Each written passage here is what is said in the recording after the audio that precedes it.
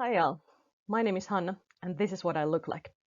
Now after seeing this picture, what do you know about me? You might assume my gender, race, and maybe that I'm short-sighted as I wear glasses. But can you tell anything about my abilities or sexual orientation, for example, just by looking at me? As I'm many things more than some of my actual or assumed qualities. And so are you and each and every one of us who attends group exercise classes. We could even go on and claim that we're all bundles of intersecting features, holistic entities that are made of more than our single attributes. Our identities are made up of various aspects, some of which may afford certain privileges, while some may lead to oppression from others. These different characteristics intersect in various ways. Today I'm going to give you tools for promoting lived equality in sports context. First, I will define you two key concepts. Then I will introduce the social context and ongoing change.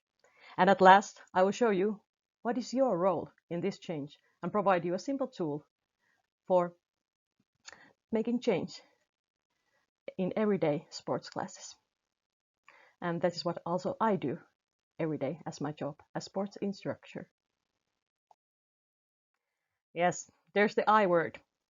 And here's my lightning talk on how understanding intersectionality can make each of you better at your jobs. Intersectionality means that we understand that our background, like gender, race, or economic class, can make huge difference on where we get on our daily struggles in life.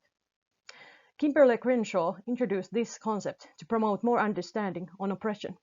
We tend to build equality by focusing only one type of discrimination. Intersectionality is about addressing all the potential roadblocks to an individual's or group's well-being, not one specific type of oppression at a time, but their combined effects. To understand the I word better, intersectionality, we also need this P word, privilege. Privilege is a right or benefit that is given to some people and not to others. These rights or benefits are often forms of power in societal systems. We have privilege based on characteristics like gender, race, wealth, or sexuality. For example, in a sports context, it's a privilege to afford to attend group exercise classes. We also have different abilities that help us to enjoy sports, for example, physical or psychological ones. Oppression is the opposite of privilege. It occurs because society is structured in a way that is automatically puts individuals with certain traits at a disadvantage. In other words, it's harder for oppressed people, such as women or people of color, to advance in our society. The why behind all of this comes from our social change that drives us towards equality. The world is changing, and so must do sports. Recent phenomena show this. For example, Me Too teaches us to ask permission to touch in a group exercise class. Black Lives Matter taught us to fight racism and microaggressions. The Pride movement teaches us to see diversity in gender and sexual orientation. Even international sports brand Les Mills introduced their code of conduct in 2020 and promised to increase representation in their coaching materials. So not just white, thin, and able bodies in marketing anymore, for example. I believe that intersectionality is the key component to more inclusive sports. Instead of just classifying differences and making groups for guys and girls, you can check yourself, as Ice Cube put it. I will next introduce an intersectional instructing model as an easy tool for sports professionals. Here's a simple 4-step program. First of all, we must decenter instructor-led action. This means you can try different settings for how the moving bodies are positioned in the exercise space. Secondly, acknowledging complicated identities in a group exercise classes is vital.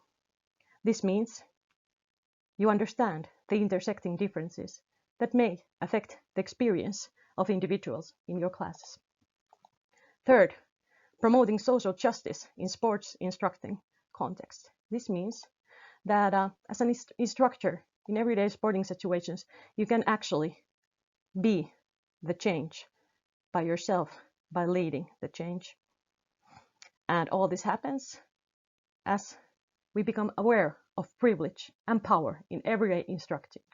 This means institutional, bureaucratic, hegemonic, and interpersonal power and privilege. Social change starts by saying goodbye to binaries and welcoming intersectional instructing practices.